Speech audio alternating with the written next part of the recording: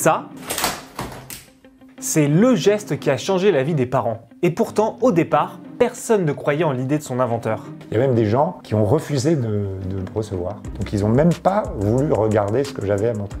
Et son idée a transformé un objet qui n'avait pas connu d'innovation depuis 40 ans. Lorsque j'arrivais place du marché dans ma ville, je faisais le pliage-dépliage. Systématiquement, toutes les mamans s'arrêtaient. La yo-yo, c'est la poussette qui a révolutionné le marché de la puériculture. Tout a commencé avec cette petite maquette orange qui se plie et se replie sur soi-même. Aujourd'hui, plus de 2 millions de yo-yo ont été vendus dans le monde. Et si vous restez jusqu'au bout, vous saurez même si la yo-yo bat l'attente 2 secondes en pliage-dépliage. On a chronométré, réponse en fin de vidéo. 1, 2, 3.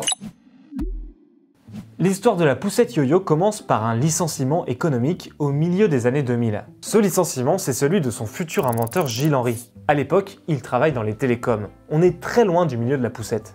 Je ne travaille pas dans les produits, je ne travaillais même pas dans les téléphones, je travaillais dans des solutions d'entreprise. Bon, on a adoré discuter avec Gilles, sauf que pendant notre interview, il n'a pas arrêté de plier des objets intenables. J'avais un petit côté inventeur dans ma tête que j'avais jamais osé réaliser jusque-là. Ça tombe bien, Gilles a du temps et il touche le chômage. Avec la naissance de ses enfants, il se rend compte qu'un objet prend beaucoup trop de place, la poussette. Un objet qui n'a pas connu d'innovation majeure depuis l'invention de la poussette canne par le géant du secteur, le britannique McLaren, dans les années 60. Ce qui m'amusait dans la poussette, c'est que c'est un objet qui est relativement compact. J'étais capable de l'appréhender dans son ensemble. Je me suis rendu compte qu'à travers le pliage, on pouvait à la fois créer du design, on pouvait créer des fonctionnalités, on pouvait créer des nouveaux usages. Identifier un objet qui n'a pas évolué depuis des décennies et tenter de le révolutionner par le design, c'est ça le premier ingrédient de la secret sauce yo-yo. Après avoir geeké sur son ordi, J'ai fait plein de calculs, j'ai même mis ça dans des tableaux Excel. Gilles finit par trouver une chorégraphie qui fonctionne. Et donc ça, c'est la première yo-yo au monde, qui était donc une maquette à l'échelle 1/3. Déjà, toute la yo-yo est contenue dans cette maquette-là. C'est-à-dire, elle a vraiment le pliage complet, voilà, du yo-yo. Gilles a son concept en main, il ne reste plus qu'à le vendre et tenter de le faire produire à l'échelle industrielle. Il ne le sait pas encore, mais c'est là que le plus dur commence. Vendre une idée, c'est toujours assez compliqué, parce que beaucoup de grosses sociétés, en fait, ne veulent pas d'idées extérieures. Donc en général, on est assez mal accueilli. Il y a même des gens qui ont refusé de me recevoir, qui ne voulaient pas voir quelqu'un qui ne connaissait pas, qui allait venir leur apporter une idée. Donc ils n'ont même pas voulu regarder ce que j'avais à montrer. Bon, tant pis pour eux. Finalement, une petite entreprise d'Aix-en-Provence lui ouvre ses portes. On est en 2009. Cette boîte s'appelle Babyzen, spécialisée dans les poussettes. Elle a déjà sorti un modèle à 3 roues plutôt imposant qui s'appelle la Zen. Babyzen a été créé par Julien Schauderge et son père Jean-Michel, connu pour avoir aussi inventé le Baby Cook, une sorte de Thermomix pour bébé. Babyzen est à la recherche de son prochain produit phare, et quand les deux fondateurs tombent sur le prototype de la future yo-yo, c'est le coup de cœur et tout s'enchaîne très vite. Je rencontre Babyzen en 2009, on se met d'accord, on signe un contrat ensemble, je prends des parts dans la société, et moi j'apporte toute ma technologie, et à partir de ce moment-là, on retravaille ensemble. Grâce à Babyzen, Gilles trouve un allié en or. L'entreprise vient à peine d'ouvrir une usine sur mesure en Chine pour ses poussettes et est capable de produire de A à Z des yo-yo en masse. Plus de 99%, je crois, des poussettes dans le monde sont fabriquées en Chine. Pourquoi? Parce que là-bas, il y a des usines intégrées, donc ils sont capables de faire le métal, le plastique, tout le textile, tout l'assemblage et le packaging, et donc de livrer un produit fini. Ce genre d'usine, ça n'existe pas aujourd'hui en Europe. En 2012, la yo-yo est mise en vente et a un objectif, faire de l'ombre aux géants Bugaboo et McLaren. Et c'est vrai que la yo-yo, lorsqu'elle nous a été présentée en avant-première et qu'on a pu la faire tester sur le site, ça a été vraiment une révolution, clairement. Lui, c'est Sébastien Menendez.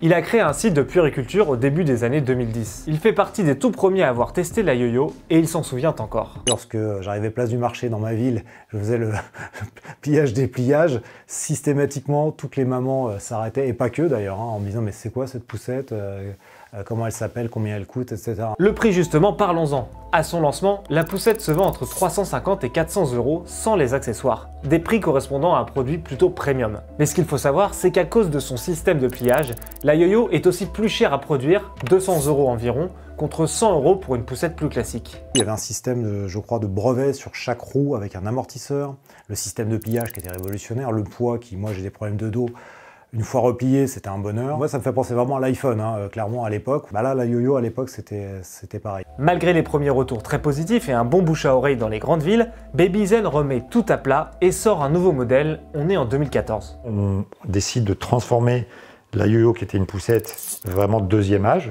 en poussette qui faisait toute la vie de l'enfant. Et ça a vraiment complètement révolutionné le marché de la poussette. Avec sa nouvelle version qui permet de garder le même produit pour toute la vie du bébé, de 0 à 36 mois, simplement en redressant le dossier et en changeant le sens de l'assise, les ventes de la yo-yo explosent. C'est vrai que bah là, waouh, tous les possesseurs, et dont moi d'ailleurs, hein, de la yo-yo originelle, c'est vrai que tout de suite je me suis équipé de cette version-là parce qu'elle était évolutive de 0 à 6 mois de mémoire. Et ensuite on pouvait retourner le siège, enfin c'est super bien vu, et la positionner en poussette canne pour les enfants un peu plus âgés. Être à l'affût des retours pour faire évoluer son produit, c'est le deuxième ingrédient de la secret sauce yo-yo.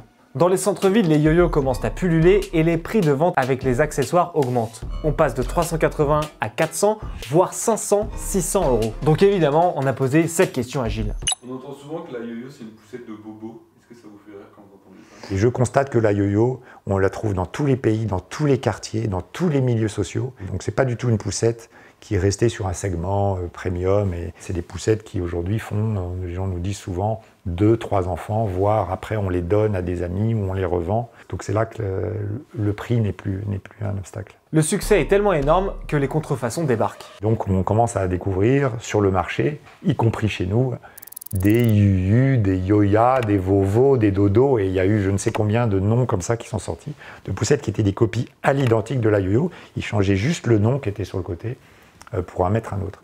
Évidemment, c'était des poussettes de très mauvaise qualité qui étaient vendues à bas prix. Dans un article publié dans Les Échos en 2018, Julien Chauderge, patron de Babyzen, avouait que 5% de ses recettes étaient dédiées à la lutte contre les copies. Aujourd'hui, la yo-yo a été vendue à plus de 2 200 000 exemplaires dans une centaine de pays. La marque qui en est à l'origine, Babyzen, a profité de son succès pour lever des fonds à 3 reprises, dont une dernière levée de 10 millions d'euros en 2020. Et ça lui a permis de se faire remarquer par un géant de la puériculture. En 2021, le Norvégien Stokke, à l'origine de la mythique chaise Trip Trap, rachète Babyzen pour un montant secret. On a quand même tenté d'en savoir plus avec Gilles Henry, mais il a rien voulu lâcher sur le montant et il a préféré nous présenter sa dernière innovation, toujours dans le pliant, hein, c'est quelque chose qui l'obsède.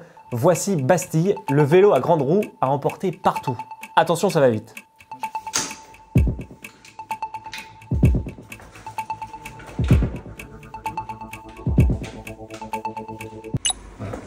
Ce qui m'a toujours fasciné en fait dans le succès de la yo-yo, c'est la façon dont les gens se l'ont appropriée, avec toujours cette phrase qui revient toujours. La yo-yo, elle m'a changé la vie. Voilà. Pour moi, c'est ça l'innovation. C'est un objet, créer un objet qui est capable de générer ce genre de commentaires par quelqu'un. Ah oui, et pour ce qui est de la comparaison avec l'attente 2 secondes, on ne vous oublie pas, on a sorti notre chrono. 1, 2, 3. 1 seconde 08. C'est vraiment pas mal. C'est mieux que l'attente 2 secondes. Bon, la yo-yo a quand même 2 petits défauts. 1, ne l'emmenez pas en forêt à cause de ses petits trous, elle n'est pas du tout terrain. Et 2, il y a la rançon du succès. Alors un défaut en tant que tel, moi j'en vois pas si ce n'est de se la faire piquer plus facilement que les autres poussettes, honnêtement. Rien qu'à Paris, on enregistre 400 vols de poussettes par an quand même. C'est plus d'une par jour et parmi elles, on peut vous garantir qu'il y a beaucoup de yo-yo. Et si après la poussette et le vélo, vous avez une nouvelle idée d'objet à plier pour Gilles, n'hésitez pas à le dire en commentaire, c'est sûr qu'il regardera cette vidéo. A plus pour une prochaine vidéo et abonnez-vous, ça nous aide à plier le game sur YouTube.